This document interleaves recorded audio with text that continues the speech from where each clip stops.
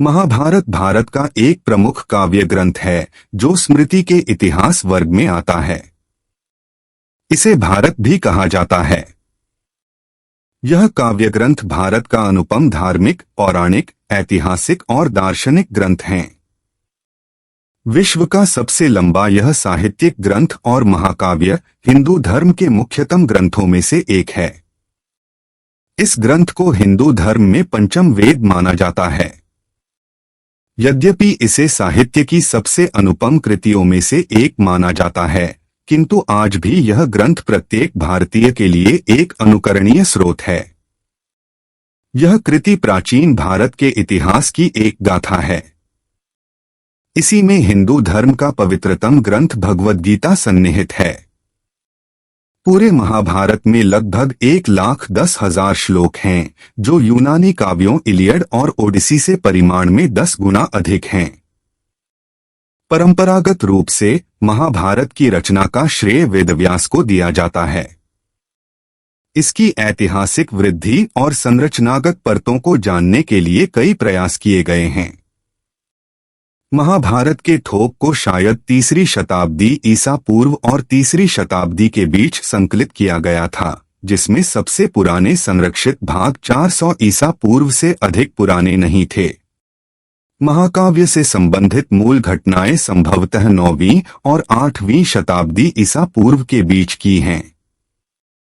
पाठ संभवत प्रारंभिक गुप्त राजवंश सी 4वीं शताब्दी सी द्वारा अपने अंतिम रूप में पहुंच गया। महाभारत के अनुसार कथा को 24,000 श्लोकों के एक छोटे संस्करण से विस्तारित किया जाता है, जिसे केवल भारत कहा जाता है। हिंदू मान्यताओं, पौराणिक संदर्भों एवं स्वयं महाभारत के अनुसार इस काव्य का रचनाकार वेदव्यास जी को माना जाता है। इस काव्य के रचयिता वेदव्यास जी ने अपने इस अनुपम काव्य में वेदों, वेदांगों और उपनिषदों के गुह्यतम रहस्यों का निरूपण किया है। इसके अतिरिक्त इस काव्य में न्याय, शिक्षा, चिकित्सा, ज्योतिष, युद्धनीति, योगशास्त्र, अर्थशास्त्र, वास्तुशास्त्र, शिल्पशास्त्र, कामशास्त्र, खगोल विद्या तथा धर्मशास्त्र का भी विस्तार से वर्णन किया गया है। महर्षि वेदव्यास को महाभारत पूरा रचने में 3 वर्ष लग गए थे। इसका कारण यह हो सकता है कि उस समय लेखन लिपि कला का इतना विकास नहीं हुआ था जितना कि आज दिखाई देता है। उस काल में ऋषियों द्वारा वैदिक ग्रंथों को पीढ़ी दर पीढ़ी परंपरागत मौखिक रूप से याद करके सुरक्षित रखा जाता था। उस समय संस्कृत ऋषियों की भाषा थी और ब्राह्मी आम बोलचाल की भाषा हुआ करती थी। इस प्रकार ऋषियों द्वारा संपूर्ण वैदिक साहित्य मौखिक रूप से याद कर पीढ़ी दर पीढ़ी सहस्त्रों वर्षों तक याद रखा गया। फिर धीरे धीरे जब समय के प्रभाव से वैदिक युग के पतन के साथ ही ऋषियों की वैदिक साहित्यों को याद रखने की शैली लुप्त हो गई, तब से वैदिक साहित्य को पांडुलिपियों पर लिखकर सुरक्षित रखने का प्रचलन हो गया। यह सर्वमान्य है कि महाभारत का आधुनिक रूप कई अवस्थाओं से गुजरकर बना है। विद्वानों द्वारा इसकी रचना की 4 प्रारंभिक अवस्थाएं पहचानी गई हैं। ये अवस्थाएं संभावित रचना काल क्रम में निम्नलिखित हैं। 1200 से 600 ईसा पूर्व।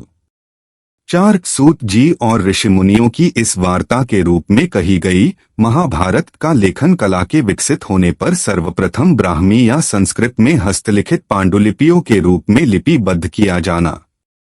ऐतिहासिक एवं भाषाई प्रमाण 1000 ईसा पूर्व।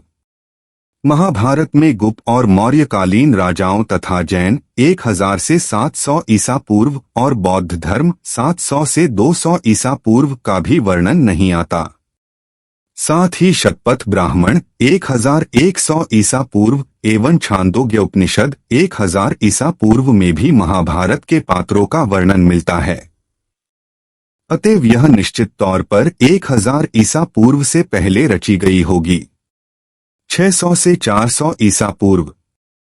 पाणिनि द्वारा रचित अष्टाध्यायी 600 से 400 ईसा पूर्व में महाभारत और भारत दोनों का उल्लेख है तथा इसके साथ साथ श्री कृष्ण एवं अर्जुन का भी संदर्भ आता है। अतएव महाभारत और भारत पाणिनि के काल के बहुत पहले से ही अस्तित्व में रहे थे।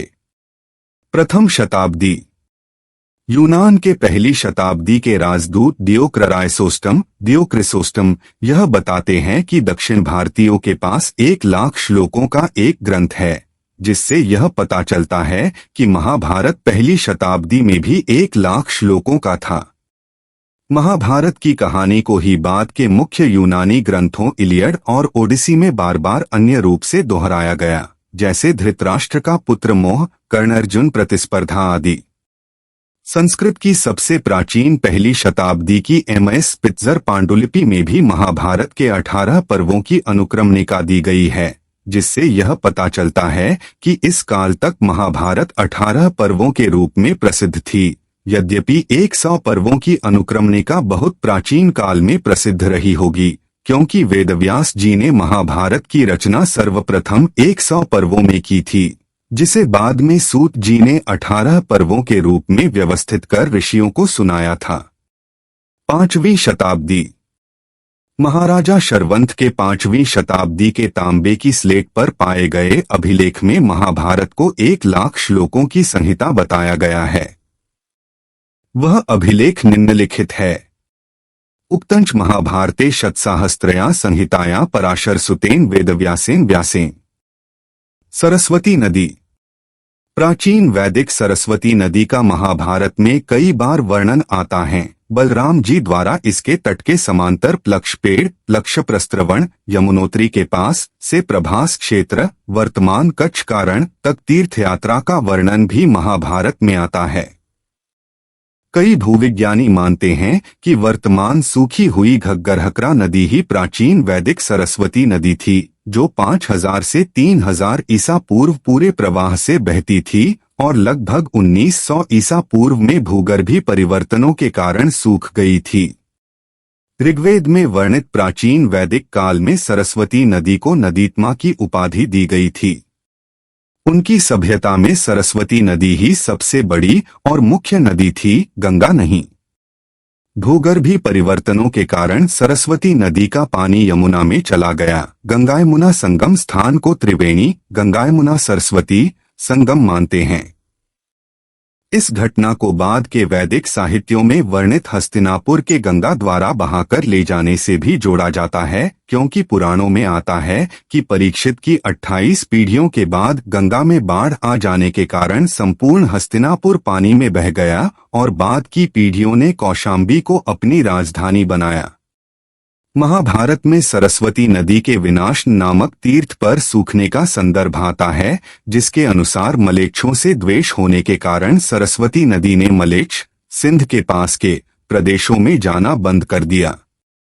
भारतीय पुरातत्व सर्वेक्षण विभाग ने गुजरात के पश्चिमी तट पर समुद्र में डूबे 4000 से 3500 वर्ष पुराने शहर खोज निकाले हैं। इनको महाभारत में वर्णित द्वारका के संदर्भों से जोड़ा गया है। Pro SR. राव ने कई तर्क देकर इस नगरी को द्वारका सिद्ध किया है। यद्यपि अभी मतभेद जारी है, क्योंकि गुजरात के पश्चिमी तट पर कई अन्य 7500 वर्ष पुराने शहर भी मिल चुके हैं। इन संपूर्ण तथ्यों से यह माना जा सकता है कि महाभारत निश्चित तौर पर 3100 से 1200 ईसा पूर्व रची गई होगी, जो महाभारत में वर्णित ज्योतिषीय तिथियों, भाषाई विश्लेषण, विदेशी सूत्रों एवं पुरातत्व प्रमाणों से मेल खाती है। परंतु आधुनिक संस्करण की रचना 600 से 200 ईसा पूर्व हुई होगी। अधिकतर अन्य वैदिक साहित्यों के समान ही यह महाकाव्य भी पहले वाचिक परंपरा द्वारा हम तक पीढ़ी दर पीढ़ी पहुंचा और बाद में छपाई की कला के विकसित होने से पहले ही इसके बहुत से अन्य भौगोलिक संस्करण भी हो गए, जिनमें बहुत सी ऐसी घटनाएं हैं जो मूल कथा में नहीं दिखती या फिर किसी अन्य रूप में दिखती है। आरंभ। महाभारत ग्रंथ का आरंभ निम्न श्लोक के साथ होता है। नारायण नमस्कृत्य नरं चैव नरोत्तमम् देवी सरस्वती व्यासं ततो जयमुदीरयेत्। परंतु महाभारत के आदि पर्व में दिए वर्णन के अनुसार कई विद्वान इस ग्रंथ का आरंभ नारायण नमस्कृत्य से, तो कोई आस्तिक पर्व से और दूसरे विद्वान ब्राह्मण उपचिर वसु की कथा से इसका आरंभ मानते हैं। विभिन्न नाम। यह महाकाव्य जय संहिता, भारत और महाभारत इन 3 नामों से प्रसिद्ध हैं। वास्तव में वेद व्यास जी ने सबसे पहले 1,00,000 श्लोकों के परिमाण के भारत नामक ग्रंथ की रचना की थी। इसमें उन्होंने भारतवंशियों के चरित्रों के साथ साथ अन्य कई महान ऋषियों, चंद्रवंशी सूर्यवंशी राजाओं के उपाख्यानों सहित कई अन्य धार्मिक उपाख्यान भी डाले। इसके बाद व्यास जी ने 24,000 श्लोकों का बिना किसी अन्य ऋषियों, चंद्रवंशी सूर्यवंशी राजाओं के उपाख्यानों का केवल भारतवंशियों को केंद्रित करके भारत काव्य बनाया। इन दोनों रचनाओं में धर्म की अधर्म पर विजय होने के कारण इन्हें जय भी कहा जाने लगा। महाभारत में एक कथा आती है कि जब देवताओं ने तराजू के एक पासे में चारों वेदों को रखा और दूसरे पर भारत ग्रंथ को रखा, तो भारत ग्रंथ सभी वेदों की तुलना में सबसे अधिक भारी सिद्ध हुआ। अतः भारत ग्रंथ की इस महत्ता, महानता को देखकर देवताओं और ऋषियों ने इसे महाभारत नाम दिया और इस कथा के कारण मनुष्यों में भी यह काव्य महाभारत के नाम से सबसे अधिक प्रसिद्ध हुआ। महाभारत में ऐसा वर्णन आता है कि वेदव्यास जी ने हिमालय की तलहटी की एक पवित्र गुफा में तपस्या में संलग्न तथा ध्यान योग में स्थित होकर महाभारत की घटनाओं का आदि से अंत तक स्मरण कर मन ही मन में महाभारत की रचना कर ली। परंतु इसके पश्चात उनके सामने एक गंभीर समस्या आ खड़ी हुई कि इस काव्य के ज्ञान को सामान्य जन साधारण तक कैसे पहुंचाया जाए, क्योंकि इसकी जटिलता और लंबाई के कारण यह बहुत कठिन था कि कोई इसे बिना कोई गलती किए वैसा ही लिख दे जैसा कि वे बोलते जाएं। इसलिए ब्रह्मा जी के कहने पर व्यास गणेश जी के पास पहुंचे। गणेश जी लिखने को तैयार हो गए, किंतु उन्होंने एक शर्त रखी कि कलम एक बार उठा लेने के बाद काव्य समाप्त होने तक वे बीच में नहीं रुकेंगे। व्यास जी जानते थे कि यह शर्त बहुत कठिनाइयां उत्पन्न कर सकती है, अतः उन्होंने भी अपनी चतुरता से एक शर्त रखी कि कोई भी श्लोक लिखने से पहले गणेश जी को उसका अर्थ समझना होगा। गणेश जी ने यह प्रस्ताव स्वीकार कर लिया। इस तरह व्यास जी बीच बीच में कुछ कठिन श्लोकों को रच देते थे, तो जब गणेश उनके अर्थ पर विचार कर रहे होते उतने समय में ही व्यास जी कुछ और नए श्लोक रच देते। इस प्रकार संपूर्ण महाभारत 3 वर्षों के अंतराल में लिखी गई। वेदव्यास जी ने सर्वप्रथम पुण्यकर्मा मानवों के उपाख्यानों सहित 1,00,000 श्लोकों का आद्य भारत ग्रंथ बनाया। तदंतर उपाख्यानों को छोड़कर 24,000 श्लोकों की भारत संहिता बनाई। तत्पश्चात व्यास जी ने 60 लाख श्लोकों की एक दूसरी संहिता बनाई, जिसके 30 लाख श्लोकों देवलोक में, 15 लाख पितृलोक में तथा 14 लाख श्लोक गंधर्वलोक में समादृत हुए। मनुष्यलोक में 1,00,000 श्लोकों का आद्य भारत प्रतिष्ठित हुआ। महाभारत ग्रंथ की रचना पूर्ण करने के बाद वेदव्यास जी ने सर्वप्रथम अपने पुत्र शुकदेव को इस ग्रंथ का अध्ययन कराया। तदंतर अन्य शिष्यों वैशंपायन, पैल, जैमिनी, असित देवल आदि को इसका अध्ययन कराया। शुकदेव जी ने गंधर्वों, यक्षों और राक्षसों को इसका अध्ययन कराया। देवर्षि नारद ने देवताओं को, असित देवल ने पितरों को और वैशंपायन जी ने मनुष्यों को इसका प्रवचन दिया। वैशंपायन जी द्वारा महाभारत काव्य जन्मेजय के यज्ञ समारोह में सूत सहित कई ऋषिमुनियों को सुनाया गया था। महाभारत की विशालता और दार्शनिक गूढ़ता न केवल भारतीय मूल्यों का संकलन है, बल्कि हिंदू धर्म और वैदिक परंपरा का भी सार है। महाभारत की विशालता का अनुमान उसके प्रथम पर्व में उल्लेखित एक श्लोक से लगाया जा सकता है। जो यहाँ महाभारत में है वह आपको संसार में कहीं न कहीं अवश्य मिल जाएगा, जो यहाँ नहीं है वो संसार में आपको अन्यत्र कहीं नहीं मिलेगा। महाभारत चंद्रवंशियों के 2 परिवारों कौरव और पांडव के बीच हुए युद्ध का वृत्तांत है। 100 कौरव भाइयों और 5 पांडव भाइयों के बीच भूमि के लिए जो संघर्ष चला, उससे अंततः महाभारत युद्ध का सृजन हुआ। इस युद्ध की भारतीय और पश्चिमी विद्वानों द्वारा कई भिन्न भिन्न निर्धारित की गई तिथियां निम्नलिखित हैं। विश्व विख्यात भारतीय गणितज्ञ एवं खगोलज्ञ वराहमिहिर के अनुसार महाभारत युद्ध 2449 ईसा पूर्व हुआ था। विश्वविख्यात भारतीय गणितज्ञ एवं खगोलज्ञ आर्यभट्ट के अनुसार महाभारत युद्ध 18 फरवरी 3102 ईसा पूर्व में हुआ था। चालुक्य राजवंश के सबसे महान सम्राट पुलकेशी II के 5वीं शताब्दी के ऐहोल अभिलेख में यह बताया गया है कि भारत युद्ध को हुए 735 वर्ष बीत गए हैं। इस दृष्टिकोण से महाभारत का युद्ध 3100 ईसा पूर्व लड़ा गया होगा। पुराणों की माने तो यह युद्ध 1900 ईसा पूर्व हुआ था। पुराणों में दी गई विभिन्न राजवंशावली को यदि चंद्रगुप्त मौर्य से मिलाकर देखा जाए तो 1900 ईसा पूर्व की तिथि निकलती है, परंतु कुछ विद्वानों के अनुसार चंद्रगुप्त मौर्य 1500 ईसा पूर्व में हुआ था। यदि यह माना जाए तो 3100 ईसा पूर्व की तिथि निकलती है, क्योंकि यूनान के राजदूत मेगस्थनीज ने अपनी पुस्तक इंडिका में जिस चंद्रगुप्त का उल्लेख किया था वो गुप्त वंश का राजा चंद्रगुप्त भी हो सकता है। अधिकतर पश्चिमी विद्वान जैसे माइकल विट्जल के अनुसार भारत युद्ध 1200 ईसा पूर्व में हुआ था, जो इसे भारत में लौह युग 1200 से 800 ईसा पूर्व से जोड़कर देखते हैं। अधिकतर भारतीय विद्वान जैसे B.N. अचर, N.S. राजाराम के सदानंद, सुभाष का ग्रह नक्षत्रों की आकाशीय गणनाओं के आधार पर इसे 3067 ईसा पूर्व और कुछ यूरोपीय विद्वान जैसे P.V. होले इसे 13 नवंबर 3143 ईसा पूर्व में आरंभ हुआ मानते हैं। भारतीय विद्वान P.V. वार्टक महाभारत में वर्णित ग्रह नक्षत्रों की आकाशीय गणनाओं के आधार पर इसे 16 अक्टूबर 5561 ईसा पूर्व में आरंभ हुआ मानते हैं। उनके अनुसार यूनान के राजदूत मेगस्थनीज ने अपनी पुस्तक इंडिका में अपनी भारत यात्रा के समय यमुना के तट पर बसे मथुरा राज्य में शूरसेनियों से भेंट का वर्णन किया था। मेगस्थनीज ने यह बताया था कि ये शूरसेनी किसी हेराकल्स नामक देवता की पूजा करते थे और ये हेराकल्स काफी चमत्कारी पुरुष होता था तथा चंद्रगुप्त से 138 पीढ़ी पहले था। हेराकल्स ने कई विवाह किए और कई पुत्र उत्पन्न किए, परंतु उसके सभी पुत्र आपस में युद्ध करके मारे गए। यहाँ ये स्पष्ट है कि ये हेराकल्स श्री कृष्ण ही थे।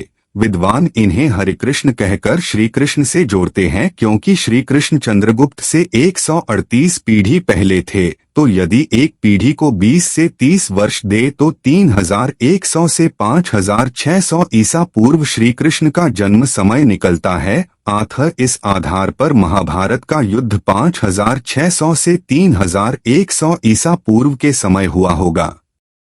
पुराणों के अनुसार ब्रह्मा जी से अत्रि से चंद्रमा से बुध और बुध से इलानंदन पुरूरवा का जन्म हुआ। उनसे आयु से राजा नहुष और नहुष से ययाति उत्पन्न हुए। ययाति से पुरु हुए। पुरु के वंश में भरत और भरत के कुल में राजा कुरु हुए। कुरु के वंश में शांतनु हुए। शांतनु से गंगानंदन भीष्म उत्पन्न हुए। शांतनु से सत्यवती के गर्भ से चित्रांगद और विचित्रवीर्य उत्पन्न हुए थे। चित्रांगद नाम वाले गंधर्व के द्वारा मारे गए और राजा विचित्रवीर्य राज्यक्षमा से ग्रस्त हो स्वर्गवासी हो गए। तब सत्यवती की आज्ञा से व्यास जी ने नियोग के द्वारा अंबिका के गर्भ से धृतराष्ट्र और अंबालिका के गर्भ से पांडु को उत्पन्न किया। धृतराष्ट्र ने गांधारी द्वारा 100 पुत्रों को जन्म दिया, जिनमें दुर्योधन सबसे बड़ा था, और पांडु के युधिष्ठिर, भीम, अर्जुन, नकुल, सहदेव आदि 5 पुत्र हुए। धृतराष्ट्र जन्म से ही नेत्रहीन थे, अतः उनकी जगह पर पांडु को राजा बनाया गया। एक बार वन में आखेट खेलते हुए पांडु के बाण से एक मैथुनरत मृगरूपधारी ऋषि की मृत्यु हो गई। उस ऋषि से शापित हो कि अब जब कभी भी तू मैथुनरत होगा तो तेरी मृत्यु हो जाएगी। पांडु अत्यंत दुखी होकर अपनी रानियों सहित समस्त वासनाओं का त्याग करके तथा हस्तिनापुर में धृतराष्ट्र को अपना का प्रतिनिधि बनाकर वन में रहने लगे। राजा पांडु के कहने पर कुंती ने दुर्वासा ऋषि के दिए मंत्र से यमराज को आमंत्रित कर उनसे युधिष्ठिर और कालांतर में वायुदेव से भीम तथा इंद्र से अर्जुन को उत्पन्न किया। कुंती से ही उस मंत्र की दीक्षा ले माद्री ने अश्वनी कुमारों से नकुल तथा सहदेव को जन्म दिया।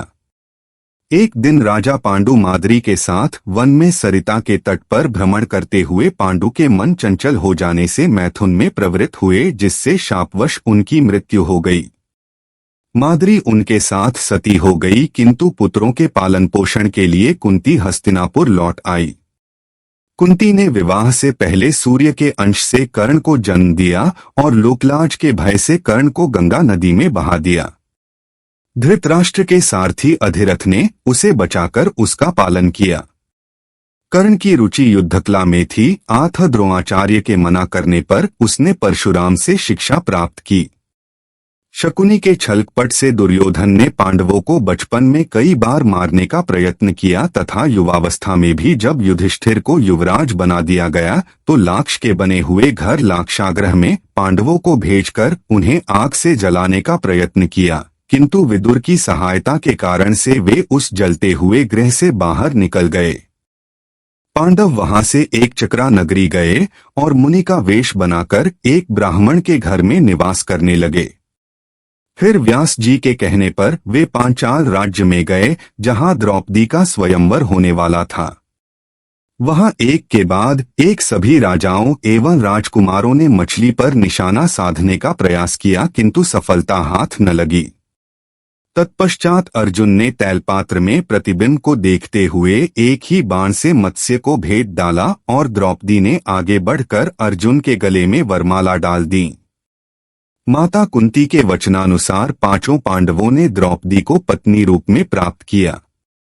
द्रौपदी के स्वयंवर के समय दुर्योधन के साथ ही साथ द्रुपद, धृष्टद्युम्न एवं अनेक अन्य लोगों को संदेह हो गया था कि वे 5 ब्राह्मण पांडव ही हैं। अतः उनकी परीक्षा करने के लिए द्रुपद ने उन्हें अपने राजप्रासाद में बुलाया। राजप्रासाद में द्रुपद एवं धृष्टद्युम्न ने पहले राजकोष को दिखाया, किंतु पांडवों ने वहां रखे रत्नाभूषणों तथा रत्नमाणिक्य आदि में किसी प्रकार की रुचि नहीं दिखाई। किंतु जब वे शस्त्रागार में गए तो वहां रखे अस्त्र शस्त्रों में उन सभी ने बहुत अधिक रुचि दिखाई और अपनी पसंद के शस्त्रों को अपने पास रख लिया। उनके क्रियाकलाप से द्रुपद को विश्वास हो गया कि ये ब्राह्मणों के रूप में पांडव ही हैं। द्रौपदी स्वयंवर से पूर्व विदुर को छोड़कर सभी पांडवों को मृत समझने लगे और इस कारण धृतराष्ट्र ने दुर्योधन को युवराज बना दिया। गृहयुद्ध के संकट से बचने के लिए युधिष्ठिर ने धृतराष्ट्र द्वारा दिए खंडहर स्वरूप खांडव वन को आधे राज्य के रूप में स्वीकार कर लिया। वहां अर्जुन ने श्री कृष्ण के साथ मिलकर समस्त देवताओं को युद्ध में परास्त करते हुए खांडव वन को जला दिया और इंद्र के द्वारा की हुई वृष्टि का अपने बाणों के छत्राकार बांध से निवारण करके अग्निदेव को तृप्त किया। इसके फलस्वरूप अर्जुन ने अग्निदेव से दिव्य गांडीव धनुष और उत्तम रथ तथा श्री कृष्ण ने सुदर्शन चक्र प्राप्त किया। इंद्र अपने पुत्र अर्जुन की वीरता देखकर अति प्रसन्न हुए। उन्होंने खांडवप्रस्थ के वनों को हटा दिया। उसके उपरांत पांडवों ने श्री कृष्ण के साथ मय दानव की सहायता से उस शहर का सौंदर्यीकरण किया। वह शहर एक द्वितीय स्वर्ग के समान हो गया। इंद्र के कहने पर देव शिल्पी विश्वकर्मा और मय दानव ने मिलकर खांडव वन को इंद्रपुरी जितने भव्य नगर में निर्मित कर दिया, जिसे इंद्रप्रस्थ नाम दिया गया। पांडवों ने संपूर्ण दिशाओं पर विजय पाते हुए प्रचुर सुवर्ण राशि से परिपूर्ण राजसूय यज्ञ का अनुष्ठान किया। उनका वैभव दुर्योधन के लिए असह्य हो गया। अतः शकुनी, कर्ण और दुर्योधन आदि ने युधिष्ठिर के साथ जुए में प्रवृत्त होकर उसके भाइयों द्रौपदी और उनके राज्य को कपट द्यूत के द्वारा हंसते हंसते जीत लिया और कुरु राज्य सभा में द्रौपदी को निर्वस्त्र करने का प्रयास किया, परंतु गांधारी ने आकर ऐसा होने से रोक दिया। धृतराष्ट्र ने एक बार फिर दुर्योधन की प्रेरणा से उन्हें से जुआ खेलने की आज्ञा दी। यह तय हुआ कि एक ही दाव में जो भी पक्ष हार जाएगा वे मृगचर्म धारण कर 12 वर्ष वनवास करेंगे और 1 वर्ष अज्ञातवास में रहेंगे। उस 1 वर्ष में भी यदि उन्हें पहचान लिया गया तो फिर से 12 वर्ष का वनवास भोगना होगा। इस प्रकार पुनजुए में परास्त होकर युधिष्ठिर अपने भाइयों सहित वन में चले गए। वहां 12वां वर्ष बीतने पर 1 वर्ष के अज्ञातवास के लिए वे विराट नगर में गए। जब कौरव विराट की गौओं को हरकर ले जाने लगे तब उन्हें अर्जुन ने परास्त किया। उस समय कौरवों ने पांडवों को पहचान लिया था, परंतु उनका का अज्ञातवास तब तक पूरा हो चुका था। परंतु 12 वर्षों के ज्ञात और 1 वर्ष के अज्ञातवास पूरा करने के बाद भी कौरवों ने पांडवों को उनका राज्य देने से मना कर दिया। धर्मराज युधिष्ठिर 7 अक्षौहिणी सेना के स्वामी होकर कौरवों के साथ युद्ध करने को तैयार हुए। पहले भगवान श्री कृष्ण दुर्योधन के पास दूत बनकर गए। उन्होंने 11 अक्षौहिणी सेना के स्वामी राजा दुर्योधन से कहा कि तुम युधिष्ठिर को आधा राज्य दे दो या केवल 5 ही गांव अर्पित कर युद्ध टाल दो। श्री कृष्ण की बात सुनकर दुर्योधन ने पांडवों को सुई की नोक के बराबर भूमि भी देने से मना कर युद्ध करने का निश्चय किया। ऐसा कहकर वह भगवान श्री कृष्ण को बंदी बनाने के लिए उद्यत हो गया। उस समय राजसभा में भगवान श्री कृष्ण ने माया से अपने परम दुर्धर्ष विश्वरूप का दर्शन कराकर सबको भयभीत कर दिया। तदंतर वे युधिष्ठिर के पास लौट गए और बोले कि दुर्योधन के साथ युद्ध करो। युधिष्ठिर और दुर्योधन की सेनाएं कुरुक्षेत्र के मैदान में जा डटीं। अपने विपक्ष में पितामह भीष्म तथा आचार्य द्रोण आदि गुरुजनों को देखकर अर्जुन युद्ध से विरत हो गए।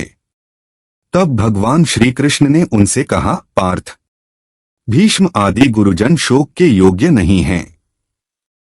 मनुष्य का शरीर विनाशशील है, किंतु आत्मा का कभी नाश नहीं होता। यह आत्मा ही परब्रह्म है। मैं ब्रह्मा हूं, इस प्रकार तुम उस आत्मा का अस्तित्व समझो। कार्य की सिद्धि और असिद्धि में समान भाव से रहकर कर्मयोग का आश्रय ले क्षात्र धर्म का पालन करो। इस प्रकार श्री कृष्ण के ज्ञान योग, भक्ति योग एवं कर्मयोग के बारे में विस्तार से कहने पर अर्जुन ने फिर से रथारूढ़ हो युद्ध के लिए शंखध्वनि की। दुर्योधन की सेना में सबसे पहले पितामह भीष्म सेनापति हुए। पांडवों के सेनापति धृष्टद्युम्न थे। इन दोनों में भारी युद्ध छिड़ गया। भीष्म सहित कौरव पक्ष के योद्धा उस युद्ध में पांडव पक्ष के सैनिकों पर प्रहार करने लगे और शिखंडी आदि पांडव पक्ष के वीर कौरव सैनिकों को अपने बाणों का निशाना बनाने लगे। कौरव और पांडव सेना का वह युद्ध देवासुर संग्राम के समान जान पड़ता था। आकाश में खड़े होकर देखने वाले देवताओं को वह युद्ध बड़ा आनंददायक प्रतीत हो रहा था। भीष्म ने 10 दिनों तक युद्ध करके पांडवों की अधिकांश सेना को अपने बाणों से मार गिराया। भीष्म ने 10 दिनों तक युद्ध करके पांडवों की अधिकांश सेना को अपने बाणों से मार गिराया। भीष्म की मृत्यु उनकी इच्छा के अधीन थी। श्री कृष्ण के सुझाव पर पांडवों ने भीष्म से ही उनकी मृत्यु का उपाय पूछा। भीष्म ने कहा कि पांडव शिखंडी को सामने करके युद्ध लड़े। भीष्म उसे कन्या ही मानते थे और उसे सामने पाकर वो शस्त्र नहीं चलाने वाले थे, और शिखंडी को अपने पूर्व जन्म के अपमान का बदला भी लेना था। उसके लिए शिवजी से वरदान भी लिया कि भीष्म की मृत्यु का कारण बनेगी। 10वें दिन के युद्ध में अर्जुन ने शिखंडी को आगे अपने रथ पर बिठाया और शिखंडी को सामने देखकर भीष्म ने अपना धनुष त्याग दिया और अर्जुन ने अपनी बाणवृष्टि से उन्हें बाणों की शैया पर सुला दिया। तब आचार्य द्रोण ने सेनापतित्व का भार ग्रहण किया। फिर से दोनों पक्षों में बड़ा भयंकर युद्ध हुआ। मत्स्यनरेश, विराट और द्रुपद आदि राजा द्रोरूपी समुद्र में डूब गए थे। लेकिन जब पांडवों ने छल से द्रोण को यह विश्वास दिला दिया कि अश्वत्थामा मारा गया, तो आचार्य द्रोण ने निराश हो अस्त्र शस्त्र त्याग कर उसके बाद योग समाधि लेकर अपना शरीर त्याग दिया। ऐसे समय में धृष्टद्युम्न ने योग समाधि लिए द्रोण का मस्तक तलवार से काटकर भूमि पर गिरा दिया। द्रोण वध के पश्चात कर्ण कौरव सेना का कर्णधार हुआ। कर्ण और अर्जुन में भांति भांति के अस्त्र शस्त्रों से युक्त महाभयानक युद्ध हुआ, जो देवासुर संग्राम को भी मात करने वाला था। कर्ण और अर्जुन के संग्राम में कर्ण ने अपने बाणों से शत्रु पक्ष के बहुत से वीरों का संहार कर डाला। यद्यपि युद्ध गतिरोध पूर्ण हो रहा था, लेकिन कर्ण तब उलझ गया जब उसके रथ का एक पहिया धरती में धंस गया। गुरु परशुराम के शाप के कारण वह अपने को दैवीय अस्त्रों के प्रयोग में भी असमर्थ पाकर रथ के पहिए को निकालने के लिए नीचे उतरता है।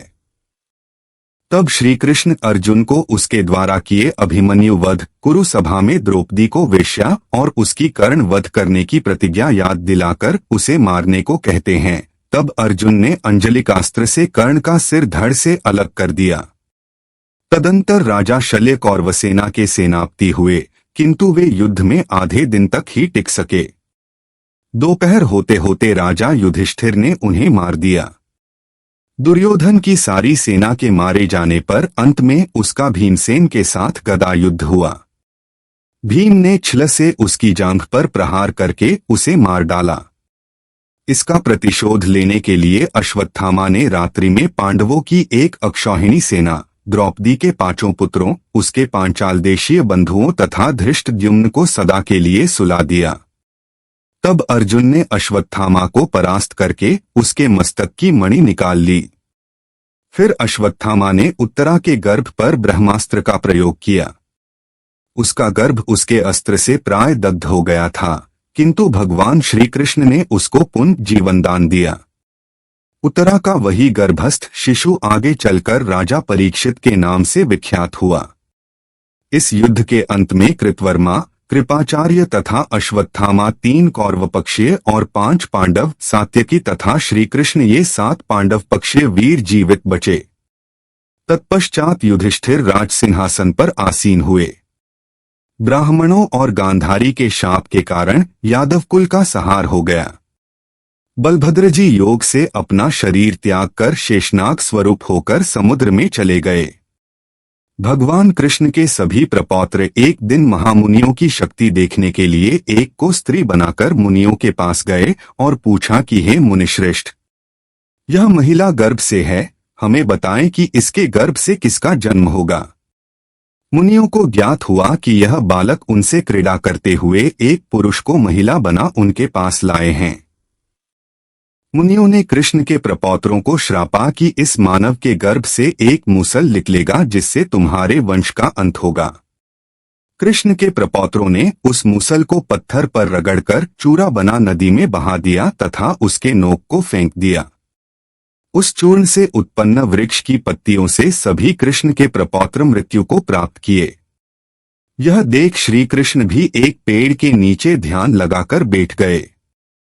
जरा नाम के एक व्याध शिकारी ने अपने बाण की नोक पर मूसल का नोक लगा दिया तथा भगवान कृष्ण के चरणकमल को मृग समझकर उस बाण से प्रहार किया।